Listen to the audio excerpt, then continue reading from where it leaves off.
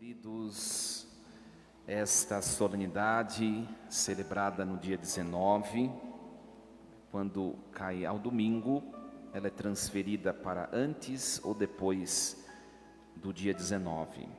Neste ano, a igreja no Brasil transferiu esta solenidade para o sábado. Não ajudou muita coisa, porque no sábado nós teríamos que celebrar pela manhã somente, que à noite já era quaresma. Então, nós decidimos celebrar hoje para que mais pessoas pudessem tomar parte do mistério eucarístico, olhando, contemplando a vida deste santo, que depois da Virgem Maria é o santo mais importante da igreja. José tem algumas virtudes que nós precisamos hoje apreciá-las e procurar imitá-las em nossa vida, em nosso proceder. Nós ouvimos hoje a primeira leitura do segundo livro de Samuel, que Deus manda o profeta Natã até o rei escolhido por Deus, que foi o rei Davi, e o profeta, pelos lábios do profeta, Deus fala a Davi dizendo: quando chegar o fim dos teus dias e repousares com os teus pais, então eu suscitarei depois de ti um filho teu, confirmarei sua realeza, e será ele quem construirá uma casa para o meu nome, e eu firmarei para sempre o seu trono real. Uma leitura literal do texto, este segundo livro de Samuel. Nós sabemos que o sucessor imediato do trono de Israel, após Davi, será o seu filho, o seu descendente. Quem sabe quem é? Salomão. E de fato se cumpre nele o que a profecia está a dizer. Foi ele quem edificou o primeiro templo de Jerusalém, que depois nós vamos perceber que depois do exílio vai ser destruído esse templo, e depois na volta do exílio vão reconstruir o segundo, e o segundo vai ser destruído nos anos 70 depois de Cristo, e até hoje não construíram o terceiro e nem construirão, Então é o filho de Davi quem vai erigir, edificar um templo, uma casa, onde Deus de maneira visível habitará. Mas nós faremos agora uma leitura espiritual, uma leitura alegórica desse texto. O filho de Davi, que vai edificar uma casa para Deus, é Jesus Cristo, o descendente legítimo, imediato, após este rei que Deus escolheu para conduzir o seu povo, que foi o rei Davi, será Jesus Cristo. E Jesus Cristo vai entrar nessa dinastia, nessa herança real, não de maneira apenas abstrata, mas de maneira concreta e de maneira étnica. Por isso aqui entra a importância de José na história da salvação. A primeira característica de José é a humildade que nós apreciamos. Se não fosse pela pessoa de José, era o homem quem imprimia na descendência, a continuidade do nome. Se não fosse por José, Jesus não seria da descendência real davídica. Mas ele não se coloca segundo a sua importância, ele não impõe a sua importância, pelo contrário, nós ouvimos no evangelho de hoje que José, ele tinha como esposa que lhe era prometida a Virgem Maria, e ele se decide fugir quando percebe que ela está grávida. né? Nós ouvimos às vezes muitas pregações que dizem bobagem. Dizem que José decidiu fugir porque pensou a Virgem Maria ter o traído. Isso na teologia, na mística, na história da fé cristã é uma inverdade.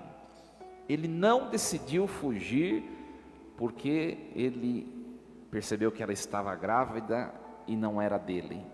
Pelo contrário, ele se decidiu por fugir porque ele não compreendia o seu papel neste contexto, no enredo de toda essa história. Aí está o que o Evangelho atribui a ele, uma pessoa justa. Ora, quem diz algo a alguém de maneira errada é justo? Não é à toa que no Evangelho vem este adjetivo que caracteriza José, né? O evangelista não põe à toa isso, né? José, seu marido, era justo. Se o texto está dizendo que ele era justo, evidentemente ele não teria uma postura de injustiça contra a Virgem Maria. Então, eles decidem abandoná-la porque ele é justo, e justo é quem? Quem de fato procede segundo o coração de Deus, quem faz a sua vontade. Ele percebeu, ele conhecia a mulher com quem ele estava quase para conviver plenamente. O casamento naquela época ele era feito em etapas. Eles já estavam casados, mas não consumados, eram etapas. Então fizeram a primeira parte, mas não a segunda. Então ele já sabia quem era aquela mulher que lhe foi entregue por Deus, né? Você convive com o seu maridão aí, né? Ou o maridão convive com a esposa, não precisa muito tempo para ir percebendo os defeitos, não é, da pessoa, não precisa. Aliás, o padre também está aqui 1 ano, né? Já dá para saber quais são os meus defeitos, e é o que tem para hoje, né? Imagine você conviver com uma pessoa perfeita. Quem aqui já conviveu com uma pessoa perfeita? Se alguém levantou a mão é porque está apaixonado. Logo, logo cai a máscara, né? Ninguém de nós conviveu com pessoa perfeita, mas José conviveu com a Virgem Maria. Nós não sabemos nem como é uma pessoa perfeita. Não sabemos, porque todo mundo que a gente, né, que a gente convive tem as suas imperfeições, mas ele sabia que nela havia algo diferente que vinha não dela, mas de Deus. Por isso ele era justo e ele queria poupar o projeto de Deus, né? Ele queria evitar de atrapalhar o projeto de Deus. Olha a tamanha humildade deste homem. A esposa era dele, mas ele era justo e por isso ele não queria atrapalhar o projeto de Deus. Ele sabia que ela estava grávida e que ela era prometida, alguma coisa Deus tinha para ela, talvez de maneira muito ofuscada, né? Ele enxergava esse fato, ele não compreendia pontualmente, e é por isso que o anjo vai aparecer para ele em sonho, para que ele compreenda pontualmente o que é. Mas ele já sabia, Deus quer alguma coisa com ela é minha, mas eu não vou competir com Deus, né? Ele falou, deixa eu cair fora, ninguém vence a Deus. É esse o sentido, um homem justo. E Jesus, aquele que estava no ventre da Virgem, ele só se tornaria descendente de Davi, porque José era descendente de Davi. Se ele fugisse, a profecia não se cumpriria. Era o homem quem imprimia a descendência na prole. Olha a importância desse homem. E mesmo assim, a primeira característica dele, um homem silencioso, humilde. O que isso para nós ensina? A figura desse santo. Primeira coisa, por menor que nós sejamos, por mais insignificante que pareça a nossa existência, se nós existimos, estamos aqui, é porque Deus tem uma história de amor para conosco. É porque Deus, Ele quer contar para nós, aliás, conosco, para alguma finalidade. É porque Deus quer contar conosco para a salvação ser instaurada, de algum modo, onde nós convivemos, onde nós habitamos. Ninguém nasceu à toa. Tem gente que a gente olha e fala, nossa, para que serve isso, né? Mas mesmo assim, tem uma missão. Tem uma missão. Às vezes, e nós às vezes não compreendemos até mesmo a nossa missão. Hoje nós vivemos um século de crise existencial. É falta de Deus. Pessoas que perderam o sentido da sua existência, porque se afastaram de Deus e já não enxergam mais o porquê vivem. Mas elas vivem, e se elas vivem, Deus tem uma missão para elas. E fugir da missão é fugir do projeto de Deus. É fugir do projeto de Deus. Na pequenez e no silêncio de José, Deus fez cumprir uma profecia, e talvez uma das maiores de todas elas. Nós sabemos que João Batista foi o maior de todos os profetas, e José o maior de todos os patriarcas. Ora, mas até maior do que até Abraão. Por isso que a igreja nesta solenidade coloca como segunda leitura esta carta aos Romanos, que vai falar de Abraão. Por que está falando de Abraão hoje? O que tem a ver? Porque a importância, a grandiosidade de Abraão, ela se estampa e se plenaliza, como se fosse a cerejinha do bolo. Ela se conclui na pessoa de José. Por meio de Abraão, Deus chamou uma multidão maior do que a quantidade de areia que há nas praias, como nos diz o Evangelho, o texto bíblico de Gênesis.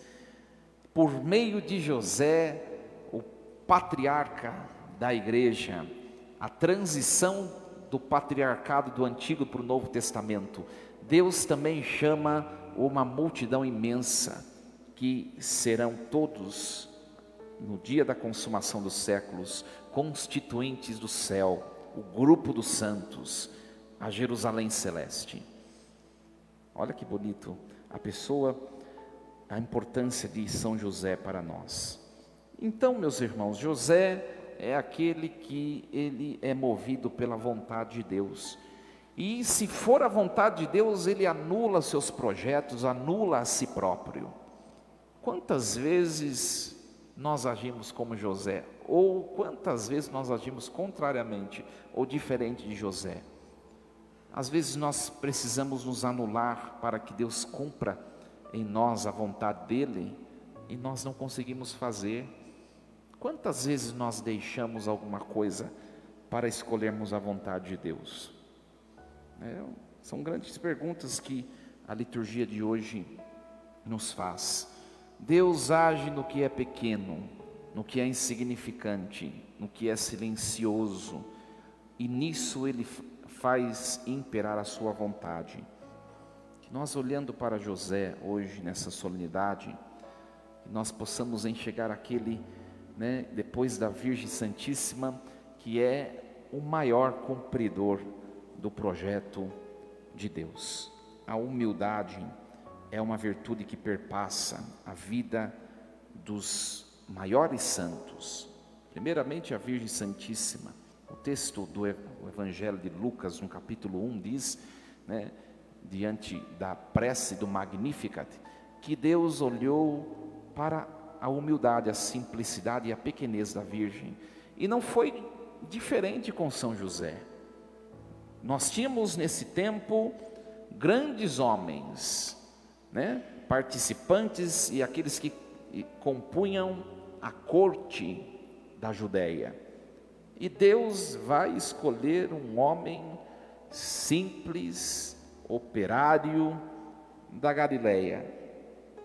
Nós ouvimos ontem, quem ouviu minha homilia, pôde perceber que Deus gosta de desfazer as lógicas que são humanas, na escolha do rei Davi, estava previsto que fosse outro filho de Jessé, e foi o menos previsto, Davi. Na figura de José, a mesma coisa, estava previsto ser tantas outras pessoas, e Deus fez a escolha, não do mais apto, ou do mais capaz, mas do mais simples. Nós vemos às vezes no serviço da igreja, que as pessoas têm medo de fazer como José, deixar um pouco de si e se entregar para o reino. Eu não sei fazer, mas ninguém sabe. José também não sabia o que estava, de maneira integral, ele não sabia o que estava acontecendo. Mas Deus foi o ensinando, foi o capacitando. Nós precisamos às vezes nos arriscar no serviço da igreja, porque servir a igreja é se abandonar e servir o próprio Deus. Não tem outro jeito de servir a Deus nesse mundo, senão por meio da igreja. Você não vai servir a Deus no seu trabalho, você está servindo a outro objetivo, que é o dono da sua empresa. Mas você vai servir a Deus de maneira concreta, visível, quando você se coloca diante dele na igreja, se abandonar, sem reserva, sem medo, sem restrições. José foi compreendendo a sua importância à medida que o tempo foi passando. Com toda certeza, quando morreu, ele compreendeu o quanto ele era importante. Mas o compreender que ele era importante não tirou dele a humildade primeira. Não tirou dele. Aquele que era simples, silencioso, insignificante, ele se tornou o educador do próprio Deus. O mais simples se tornou aquele que mandou, que educou, que dava ordens a Deus, que se fez ser humano. É por isso que a lógica de Cristo, ela vai, depois nós vamos ver ao longo dos evangelhos, Jesus vai falar: olha, quem se eleva será humilhado, e quem se humilha será exaltado. A lógica de Deus perpassa toda a história da salvação, e ela se mostra, se resume na vida de José. Imagine nessa passagem, Mateus capítulo 1, José, ele toma consciência que ele vai ser pai adotivo do próprio Deus. Imagine você que é pai, educar, mandar, às vezes de maneira pedagógica e santa, castigar o próprio Deus. Imagine como que ele se sentia. Aqui ele já tomou conhecimento de que ele seria pai adotivo do próprio Deus. Aqui ele tomou conhecimento de que ele estava casado, e essa união iria se tornar plena, não de maneira sexual, mas iria se tornar plena com a mulher mais pura que existiu. Como é, hoje à tarde estava pensando, né? Como é que ele corrigia Jesus, né? Então, nós precisamos levar isso no nosso coração hoje. Nós podemos fazer grandes coisas na simplicidade, né? Ele é o maior, depois da Virgem, de todos os santos, porque ele preparou o Filho de Deus para enfrentar tudo o que ele tinha que enfrentar. Jesus, humano, o Filho de Deus que se tornou homem, não veio voando com asas e aqui as asas quebrou e o menino Jesus estava. Ele cresceu no lar de Nazaré, ele foi educado, foi amamentado pela Virgem Maria, ele recebeu valores, ele recebeu, né, o sentido de enfrentar a vida. Se Jesus não tivesse sido educado corretamente no relacionamento com a dor, ele não teria ido até o fim no Calvário. Foram assintadas os tapas de José, as broncas de José, as intervenções de José na educação do menino Jesus, que fez com que ele se tornasse um homem resiliente, resistente. um grande exemplo de santo para nós. Às vezes vemos a imagem de São José de maneira muito angelical, mas ele foi santo lá no dia a dia de Nazaré, na educação de Jesus, no companheirismo com a Virgem e como trabalhador exímio. Ensinou a seu filho também que o trabalho, ele faz parte da santificação. Por isso que a igreja, depois desta solenidade, celebra como um grau de memória a imagem do José trabalhador no dia 1º de maio. Um perfeito exemplo para os pais. Quem é pai aqui? A figura perfeita, a figura paterna perfeita que deve ser nosso modelo é José. É José. Soube respeitar o que é o limite da divindade e o que era o limite da humanidade do Deus que se fez homem. E ele fez isso com a sua humildade e simplicidade. Às vezes na vida nos falta um pouco de delicadeza, a gente é muito áspero. Se a gente não for delicado, sutil, leve, a gente não percebe, os sinais de Deus na nossa vida. Que Deus nos ajude a olhar hoje para essa figura, para essa imagem desse santo e perceber o que falta em nós. Como é que nós temos enfrentado a nossa vida? Na serenidade, no silêncio, na humildade ou na agressividade, no desespero, às vezes na prepotência, na arrogância.